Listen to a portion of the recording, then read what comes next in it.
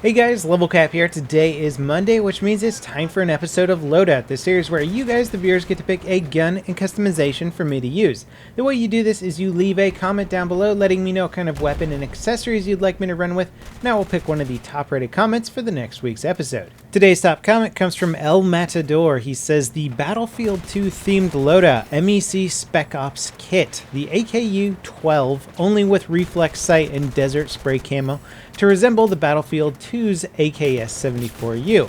MP443 with Russian suppressor to resemble the MR444 from Battlefield 2, no camouflage. C4, M67 grenades, M9 bayonet, the PLD laser designator. It wasn't in Battlefield 2, but I think it's the best fit for the second slot. Spec Ops upgrade path. Back to Battlefield 2. You're playing the Spec Ops class. Your job is to fight behind the enemy lines, kill your enemies stealthily, and when you feel like going loud, make good use of the C4 and do some sabotage work. Blast from the past. Now I gotta say, I like everything about this loadout. Battlefield 2, blast from the past indeed. I have a lot of fond memories of playing the Spec Ops class, and I even remember playing in the night vision maps on the expansion for Battlefield 2.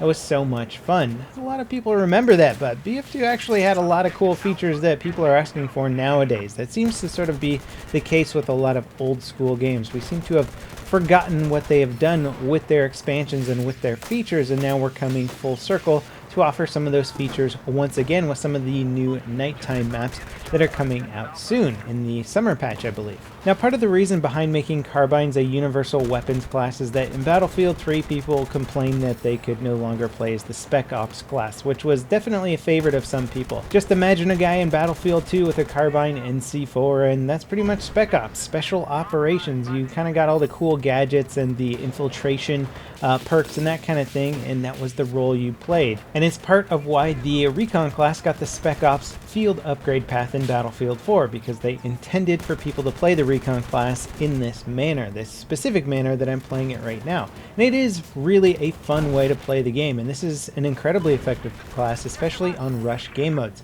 You even have the option to throw down different kinds of motion sensors, or even use a spawn beacon in place of the PLD if you want. Because of the Carbine style weapon, you're not necessarily the most effective at extreme long range, although I really do like the AKU-12. It shoots a very consistent stream of bullets, so if you get a stationary target, you can certainly drop them at further ranges, but since you're mostly going to be fighting in medium to close quarter range, the other weapons like the C4 and suppressed pistol really come in handy, and you're going to see me make good use of them later in this video. Playing both offensively and defensively on rush game modes, this class certainly has a place. Conquest would also be a good place to play this specific loadout. The PLD doesn't have much function on rush game modes, not for the most part unless you're really teaming up with squad mates, but might have a little bit more function on Conquest or Conquest large game modes. If I had to modify it a little bit for rush game modes, I would give it a spawn beacon for offensive and a tugs for defensive. This would make it a little bit more useful for your squad. And oh man, is this last MCOM a real doozy to take. There isn't a lot of cover, and in large rush games this just means that it's basically open ground warfare. Lots of infantry on either side gunning each other down.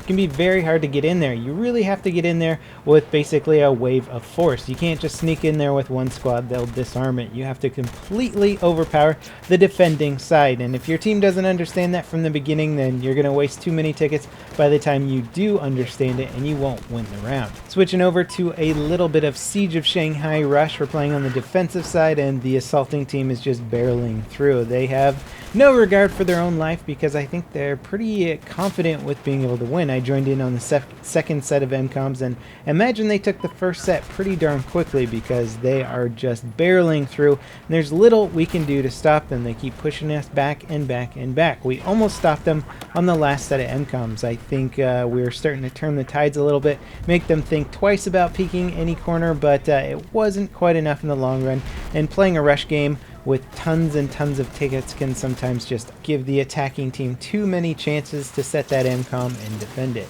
Now, as I said before, you're really going to want to close the distance with this kit setup, especially because of your primary weapon. And as you can see, I'm taking a lot of cover in urban places, lots of buildings, keeping a nice medium range engagement distance that is ideal for this weapon.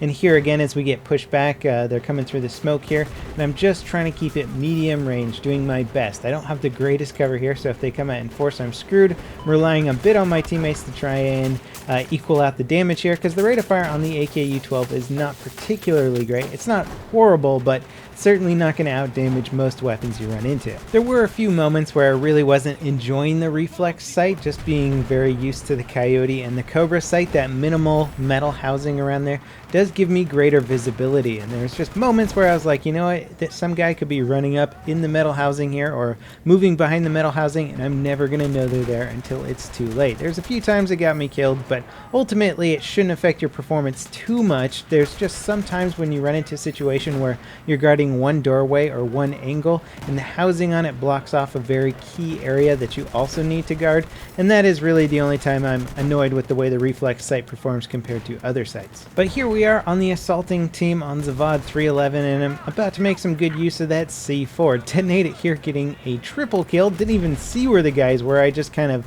did a random guess, and I'm going to throw some more in this high traffic doorway that has been giving our team a lot of problem and get a quad kill.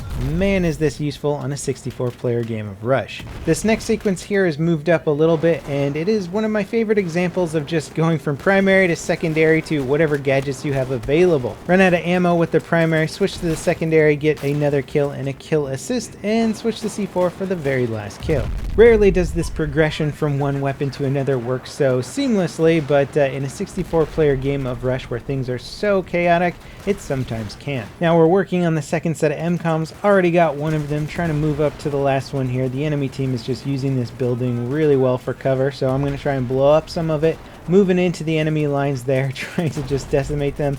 And there was a guy right there, so I just go for the knife kill. Unfortunately, we couldn't get this second set of MCOMs. Enemy team was dug in too well. So that pretty much wraps it up for this throwback loadout to the Spec Ops class from Battlefield 2. Really enjoyed it, like the AKU-12, like the whole concept of the loadout. Let me know what you guys would like me to run with next week by leaving a comment down below. And as always guys, I'll see you next time. This is LevelCap signing off.